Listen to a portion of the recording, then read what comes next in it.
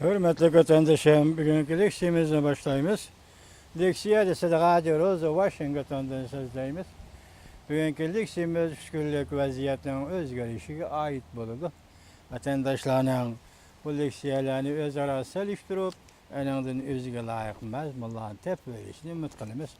Birinci mavzumunda mavzunu sözleştim burun, şükündün bir-iki özgürlüğüne qaraydigan bolsak, vaziyetke qaraydigan bolsak, hazır Amerika Qo'shma Shtatlarının davlat islohoti vakildirsin 29-cu günüdün birinci günügacha Jungo'da ziyoratda bo'ladi ekan.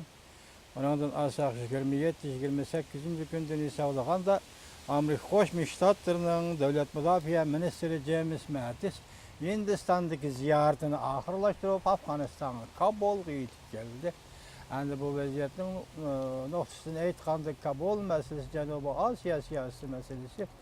Endi rakistlar sundan Beijingni ziyorat qilish asosiga savdo masalasi, andan keyin Chaoshan masalasiga munosabat ekan.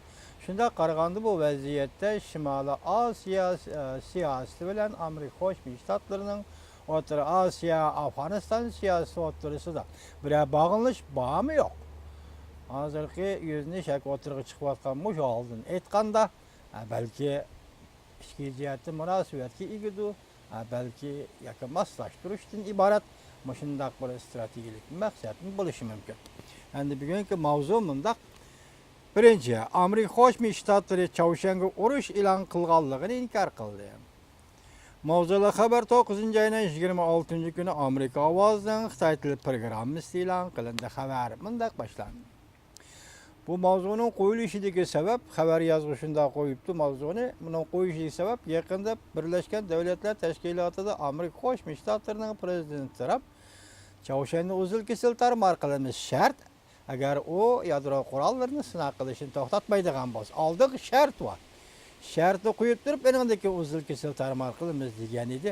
Buni Chaoshan tashqi ishlar ministri Ri Yong-ho mubolag'a qilib Amerika Qo'shma Shtatlari Chaoshanga urush e'lon qildi deb dunyoga tarqatgandan keyin Aqsharayning axborot organi dediki, Amerika Qo'shma Shtatlari Chaoshanga urush e'lon qilganligini inkor qildi degan mavzu ostida xabar tarqatdi. Aqsaray Amerika mundaq dedi. Chaoshanga urush e'lon qilmadi.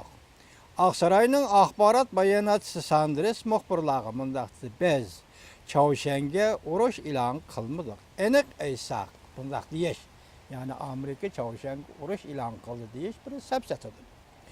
Bir necha soat burun Chaoshanning tashqi ishlar vaziri Ri Yong-ho Birlashgan Davlatlar Tashkiloti bosh shtabiga yaqin tashkilotining bosh shtabiga yaqin bir yerda Amerika Qo'shma Shtatlarining prezident Trampning Twitterda qoldirgan fikri to'g'risida to'xtalganda urush to'g'risidagi so'zlarni bayon qildi.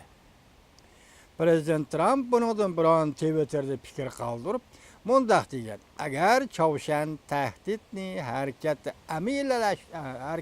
amaliyylashtiradigan bo'lsa, Chaoshan siyosiy hokimiyatni bundan keyin mavjud bo'lib turolmaydi.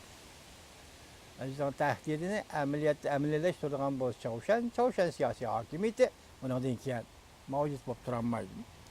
Chaoshan tashqi ishlar ministri Ri Yong-ho muxbirlarga mundaq dedi. Bu so'zning Amerika Qo'shma Shtatlari prezidentining og'zidan chiqishi aniqki bu urush e'lon qilganlikdir. Ri Yong-ho qayta qistirib so'zlab yana mundaq ko'rsatdi. Birlashgan Davlatlar Tashkiloti va butun dunyo ichida esida saqlashi kerakki, Amerika avval bizga, ya'ni Chaoshanga urush e'lon qildi. Bu Chaoshan tashqi ishlar ministri Ri Yong-honing so'zlagan so'zi. Ri Yong-ho ogohlantirib mundaq dedi. Chaoshan Amerikaning strategik bombardimonchi aeroplanini urib tushirishi mumkin. Garchi bu aeroplanlar Chaoshan havo tavalligiga kirmagan bo'lsa-mu, demak Amerikaning aeroplanlari Chaoshan havo tavalligiga kirmagan bo'lsa-mu, urib tushirishimiz mumkin. Koreya Birlashma Agentligi haftaning 2-kuni mundaq ko'rsatdi. Koreya parlamentining rahbarligi ostidagi axborot to'plash komitetiga dediki, Pyongyang, ya'ni Chaoshan Sharqiy dengiz qirg'oqlaridagi harbiy kurashchi aeroplanlarning o'rnini tanglab mudofaa kuchini kuchaytirdi. Amerika Qo'shma Shtatlar davlat bexatarligi maslahatchisi McMatis haftaning birinchi kuni bexatarlik yig'inida mundaq ko'rsatdi. Amerika Chavshan bilan bo'ladigan urushdan saqlanishni umid qiladi. Lekin bundaq mumkinlikka biz sal qaramaymiz. Amerika Chavshan bilan bo'ladigan urushdan saqlanishni umid qiladi. Lekin biz bundaq mumkinlikka biz sal qaramaymiz. Yani urush bo'lish mumkinligiga biz sal qaramaymiz.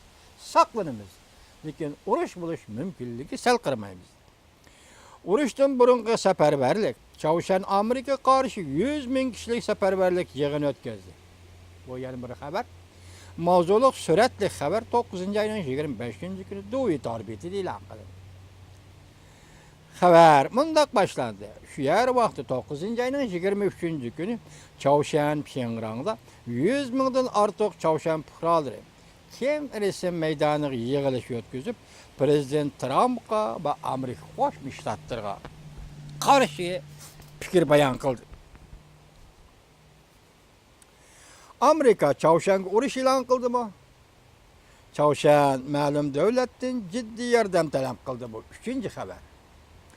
Mavzuli xabar 9-oyning 25-kuni Duvit orbitida e'lon qildi. Xabar mundaq boshlandi. Amerika Chavshan o'rtasida til urushi o'rlashga boshladi. Balki texmi chunqurlashdi.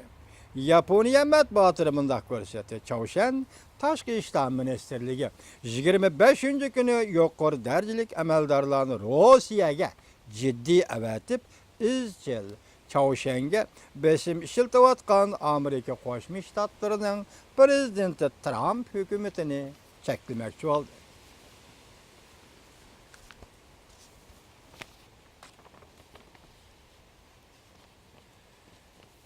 Universal matbuotlar 26-kuni xabar qilib mundaq ko'rsatdi. Aqsaray bayonotchisi Sara Sanders 25-kuni muxbirlarga mundaq dedi. Davomini anglaysiz vatandosh.